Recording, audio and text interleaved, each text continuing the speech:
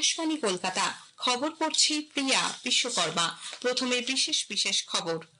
প্রধানমন্ত্রী নরেন্দ্র মোদী আজ Ghana, Trinidad ও Tobago, Argentina, Brazil এবং নামিবিয়া এই 5 দেশ সফরে রওনা হয়েছেন। কোয়াড গোষ্ঠীর সদস্যরা এক যৌথ বিবৃতিতে পেহেলগাঁও সন্ত্রাসবাদী হামলায় জড়িতদের শাস্তি এবং রাষ্ট্রসংঘের সদস্য দেশগুলিকে এ ব্যাপারে সহযোগিতার আহ্বান জানিয়েছেন। নদিয়ার কালীগঞ্জ বিধানসভা উপনির্বাচনে বিজয়ী প্রার্থী তৃণমূল কংগ্রেসের আলিফা আহমেদ আজ শপথ নেবেন। চাকরিতে পুনর্বহাল এবং অযোগ্যদের বরখাস্ত সহ একাধিক দাবিতে আজ এসএসসি দপ্তর অভিযান করছে চাকরিহারা শিক্ষকদের একাধিক সংগঠন। পূর্ব মেদিনীপুরের মহিষাদলে টহল দেওয়ার সময় পথ দুর্ঘটনায় মহিষাদল থানার সাব ইন্সপেক্টর জয়ন্ত ঘোষাল এবং এনভিএফ কর্মী হোসেন খান প্রাণ হারিয়েছেন। ক্রোয়েশিয়ায় আজ শুরু হচ্ছে এবছরের গ্র্যান্ড চেস ট্যুরের তৃতীয় পর্বের প্রতিযোগিতা। আসছে বিস্তারিত খবরে।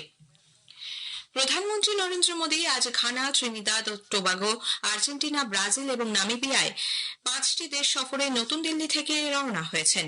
প্রথম পর্যায়ে দুদিনের সফরে আজই ঘানা পৌঁছবেন তিনি। রওনা হওয়ার আগে প্রধানমন্ত্রী এক বিবৃতিতে বলেন, ঘানা দক্ষিণী বিশ্বের এক গুরুত্বপূর্ণ অংশীদার। আফ্রিকি ইউনিয়ন এবং পশ্চিম আফ্রিকার দেশগুলির অর্থনৈতিক সম্প্রদায়ের ক্ষেত্রেও ঘানার উল্লেখযোগ্য ভূমিকা রয়েছে।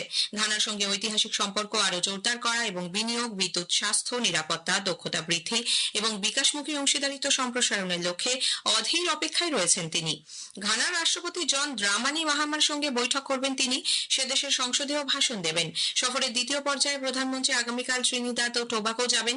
সেখানে তিনি রাষ্ট্রপতি কার্লা কাঙ্গালু ও প্রধানমন্ত্রী কমলা পেরসাদ বিসাসারের সঙ্গে সাক্ষাৎ করবেন। সেই সঙ্গে সে দেশের সংসদে একটি যৌথ অধিবেশনে যোগ দেবেন শ্রী মোদী। সফরের তৃতীয় পর্যায়ে আর্জেন্টিনা যাবেন প্রধানমন্ত্রী। সেদেশের প্রধানমন্ত্রী রাষ্ট্রপতির সঙ্গে দ্বিপাক্ষিক বিষয় নিয়ে আলোচনা করবেন তিনি। সফরের চতুর্থ পর্যায়ে প্রধানমন্ত্রী ব্রাজিল সফর করবেন। 17তম ব্রিক্স শিখর সম্মেলনে যোগ দেওয়ার জন্যই মূলত তার এবারের সফর। এবারের ব্রিক্স শিখর সম্মেলনে রিও ডি জেনেরোতে অনুষ্ঠিত হবে। সম্মেলনে প্রধানমন্ত্রী সুপ্রশাসন, শান্তি ও নিরাপত্তা, কৃত্রিম বুদ্ধিমত্তা, জলবায়ু পরিবর্তন, স্বাস্থ্য, অর্থনীতি সহ একাধিক বিষয় নিয়ে বিশ্ব নেতাদের সঙ্গে মতবিনিময় করবেন।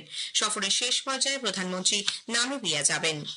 কোয়াড গোষ্ঠীভুক্ত দেশগুলির সদস্যরা পেহেলগাঁও সন্ত্রাসবাদী হামলার কঠোর নিন্দা করে তা বিচারের আওতায় আনার আহ্বান জানিয়েছেন। ওয়াশিংটন ডিসিতে অনুষ্ঠিত বিদেশমন্ত্রীদের বৈঠকে সদস্য দেশগুলি এক যৌথ বিবৃতিতে পেহেলগাঁও সন্ত্রাসবাদী হামলার তীব্র নিন্দা করে রাষ্ট্রসংঘের সদস্য দেশগুলির সহযোগিতার আবেদন করা হয়। উল্লেখ্য, এই জঙ্গি হামলায় 25 জন ভারতীয় নাগরিক এবং একজন নেপালি নাগরিক নিহত হন। বিদেশ মন্ত্রীদের যৌথ বিবৃতিতে ভারত মহাসাগরীয় অঞ্চলে যে কোনো রকম বল প্রয়োগের বিরোধিতা করা হয়। সদস্য দেশগুলি পূর্ব চীন সাগর এবং দক্ষিণ চীন সাগরের বর্তমান পরিস্থিতি নিয়ে উদ্বেগ প্রকাশ করে। তারা এই অঞ্চলের উস্কানিমূলক আচরণের কঠোর ভাষায় নিন্দা জানান। কোয়াড গোষ্ঠীভুক্ত দেশগুলির বিদেশ মন্ত্রীরা যৌথ বিবৃতিতে অর্থনৈতিক নিরাপত্তা জোরদার করতে কোয়াড ক্রিটিক্যাল মিনারেলস ইনিশিয়েটিভ চালু করার কথা ঘোষণা করে। এই উদ্যোগের মূল লক্ষ্য হল ভারত প্রশান্ত মহাসাগরীয় অঞ্চলে খনিজ সম্পদ সরবরাহ এবং অর্থনৈতিক নিরাপত্তা শক্তিশালী করা। মরিশাস সফররত বিদেশ সচিব বিক্রম মিস্ত্রি সে দেশের বরিষ্ঠ নেতৃবৃন্দের সঙ্গে সাক্ষাৎ করেছেন।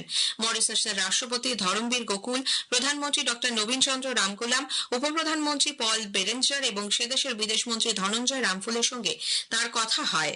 প্রধানমন্ত্রী নবীন চন্দ্র রামগুলামের সঙ্গে সাক্ষাতে দুপক্ষই পারস্পরিক কৌশলগত অংশীদারিত্ব জোরালো করার ব্যাপারে প্রতিশ্রুতি দিয়েছেন। শ্রী মিস্ত্রি জানান, মরিশাসের উন্নয়ন এবং অগ্রগতিতে সহযোগিতা চালিয়ে যাবার ব্যাপারে ভারত প্রতিশ্রুতিবদ্ধ। দেশে হঠাৎ হৃদরোগে আক্রান্ত হয়ে মৃত্যুর ক্রমবর্ধমান প্রবণতার সঙ্গে কোভিড-19 ভ্যাকসিনের কোনো প্রত্যক্ষ যোগাযোগ নেই বলে কেন্দ্রীয় সরকার জানিয়েছে। আইসিএমআর এবং রোগ নিয়ন্ত্রণের জন্য জাতীয় কেন্দ্র এনসিডিসি স্পষ্ট জানিয়ে দিয়েছে, ভারতে কোভিড-19 ভ্যাকসিন সম্পূর্ণ নিরাপদ এবং কার্যকর। বিরাট মাপের কোনো পার্শ্ব প্রতিক্রিয়ার অতি সামান্য কিছু উদাহরণ পাওয়া গেছে। জিনগত রোগ, জীবনযাপনের ধরন, পূর্বের কিছু শারীরিক জটিলতা এবং কোভিড পরবর্তী সমস্যাই সাম্প্রতিক সময়ে হৃদরোগে আক্রান্ত হয়ে মৃত্যুর সংখ্যা বৃদ্ধির কারণ হতে পারে বলে জানানো হয়েছে। বিশেষত 18 থেকে 45 বছর বয়সীদের মধ্যে এ ধরনের আকস্মিক মৃত্যুর কারণ অনুসন্ধানে আইসিএমআর এবং এনসিডিসি একযোগে কাজ চালাচ্ছে। অমরনাথের উদ্দেশ্যে তীর্থযাত্রীদের প্রথম দল আজ ভগবতীনগরের যাত্রী নিবাস বেস ক্যাম্প থেকে যাত্রা শুরু করেছে। জম্মু কাশ্মীরের উপরাজ্যপাল মনোজ সিনহা আজ সকালে এই যাত্রার শুভ সংকেত দেন। প্রায় 6000 তীর্থযাত্রী এবারের অমরনাথ যাত্রায় অংশ নিচ্ছেন। এদের মধ্যে 2500 যাত্রী বালতালের রাস্তা দিয়ে যাবেন। অন্যদিকে বাকিরা অনন্তনাগের দীর্ঘতম রাস্তা দিয়ে অমরনাথ পৌঁছবেন। প্রায় 4000 মিটার উচ্চতায় অমরনাথের উদ্দেশ্যে 38 দিন ব্যাপী এই যাত্রা আনুষ্ঠানিকভাবে আগামীকাল থেকে শুরু হবে। খবর শুনছেন আকাশবাণী কলকাতা কেন্দ্র থেকে। আমাদের সংবাদ শোনা যাচ্ছে ইউটিউব চ্যানেল আকাশবাণী সংবাদ বাংলা, ফেসবুক ও ইনস্টাগ্রাম আকাশবাণী সংবাদ কলকাতা এবং এক্স হ্যান্ডেল AIR নিউজ কলকাতাতে। নদিয়ার কালীগঞ্জ বিধানসভা উপনির্বাচনে বিজয়ী প্রার্থী তৃণমূল কংগ্রেসের আলিফা আহমেদ আজ শপথ নেবেন। বিধানসভা ভবনে এক অনুষ্ঠানে অধ্যক্ষ বিমান বন্দ্যোপাধ্যায় তাঁকে শপথ বাক্য পাঠ করাবেন।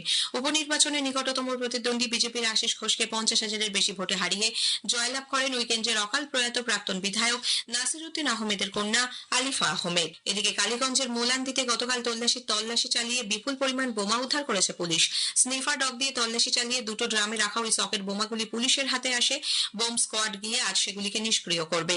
মোলান্দি গ্রামে কালীগঞ্জ বিধানসভা উপনির্বাচনের ফলাফলের দিন ছোড়া বোমার আঘাতে তামান্না খাতুন নামে 9 বছরের এক শিশুকন্যার মৃত্যু হয়।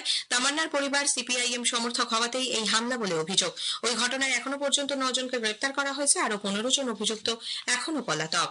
আইনি লড়াইয়ে চাকরি ফেরানো, অযোগ্যদের বরখাস্ত করা সহ একাধিক দাবিতে আজ SSC দপ্তর অভিযান করছে চাকরিহারা যোগ্য শিক্ষকদের একাধিক সংগঠন। ওয়েস্ট বেঙ্গল আনটেন্টেড টিচার্স অ্যাসোসিয়েশনের ডাকে ওই কর্মসূচিতে অন্য সংগঠনও যোগ দিয়েছে। করুণাময়ী থেকে মিছিল শুরু করে আচার্য সদন পর্যন্ত যাবেন চাকরিহারা শিক্ষক শিক্ষিকা শিক্ষাকর্মীরা। SSC চেয়ারম্যান সিদ্ধার্থ মজুমদারের কাছে স্মারকলিপি জমা দেবেন তারা। সংগঠনের তরফে মৃন্ময় মণ্ডল বলেন, আইনি রাস্তায় চাকরিতে তাদের পুনর্বহাল করতে হবে সরকারকে। এছাড়াও সুপ্রিম কোর্টের রায় অনুযায়ী যোগ্য অযোগ্যদের সার্টিফাইড তালিকা হলফনামা করে জমা দেওয়া এবং অযোগ্যদের অবিলম্বে বরখাস্ত করার দাবিতে চেয়ারম্যানকে ডেপুটেশন দেওয়া হবে। কলকাতা পুলিশ কমিশনারের বিরুদ্ধে অতি সক্রিয়তার অভিযোগে কলকাতা হাইকোর্টের দ্বারস্থ হয়েছেন বিজেপি রাজ্য সভাপতি সুকান্ত মজুমদার। এদিন আদালত চত্বরে সাংবাদিকদের তিনি বলেন, গত 20 জুন তাকে কালীঘাটে চিকিৎসক রজত শুভ্র ব্যানার্জির বাড়িতে দেখা করতে যেতে দেওয়া হয়নি। পরে দলীয় মিছিল থেকে তুলে এনে সারা রাত তাকে আটকে রাখা হয়। এতে তার মৌলিক অধিকার ক্ষুণ্ণ হয়েছে বলে সুকান্ত বাবুর অভিযোগ। কসবা কাণ্ড নিয়ে তিনি বলেন, মূল অভিযুক্ত মনোজিৎ মিশ্রের রাজনৈতিক প্রভাব রয়েছে। দেখুন, আমি তো আগে ভবিষ্যৎবাণী করেছিলাম যে একসময় দেখবেন যে তৃণমূল প্রমাণ করার চেষ্টা করবে যে রেপি হয়, সেই দিকেই যাচ্ছে, তো নতুন কিছু না। প্রথম কথা হচ্ছে, এই ধরনের একজন বৃষ্টির সিটার যার বিরুদ্ধে 4খানা FIR ছিল, যাকে পুলিশ মারার জন্য, সিভিক ভলেন্টিয়ার মারার জন্য 1 রাত জেলে থাকতে হয়, তারপরেও তাকে কোনো রকম পুলিশ ভেরিফিকেশন ছাড়া তাকে কিভাবে তাকে এই ধরনের একটি পদে রাখা। আমার বক্তব্য হচ্ছে, জিবির যারা এটা করেছেন তারা তো প্রত্যেকেই দোষ। আমি তো চ্যানেলের মাধ্যমে জানতে পেরেছি আরো এই ধরনের 2টো ভিডিও আছে অন্য মেয়ের সাথে। আমি তো আগে ভবিষ্যৎবাণী। চাকরি দেবার নাম করে এক মহিলাকে জোর করে শারীরিক সম্পর্কে বাধ্য করার ঘটনায় অভিযুক্ত ভারত সেবাশ্রম সংঘের সন্ন্যাসী কার্তিক মহারাজের বিরুদ্ধে আগামীকাল পর্যন্ত কোনো ব্যবস্থা গ্রহণ করা হবে না বলে কলকাতা হাইকোর্টে আশ্বাস দিয়েছেন রাজ্যের অ্যাডভোকেট জেনারেল। তার বিরুদ্ধে দায়ের করা FIR বাতিল করার আবেদন জানিয়ে বিচারপতি জয় সেনগুপ্তর এজলাসে মামলা দায়ের করেছিলেন ওই সন্ন্যাসী। আজ এই মামলার শুনানি থাকলেও শারীরিক অসুস্থতার জন্য তা না করার আবেদন জানান তিনি। বিচারপতি জয় সেনগুপ্ত আগামীকাল এই মামলার শুনানির দিন ধার্য করেছেন। পাশাপাশি কার্তিক মহারাজের বিরুদ্ধে ওঠা অভিযোগের সাক্ষীকে পুলিশ হেনস্থা করছে এই দাবিতে বিচারপতি জয় সেনগুপ্তর দৃষ্টি আকর্ষণ করে মামলা দায়েরের অনুমতি চান এক আইনজীবী।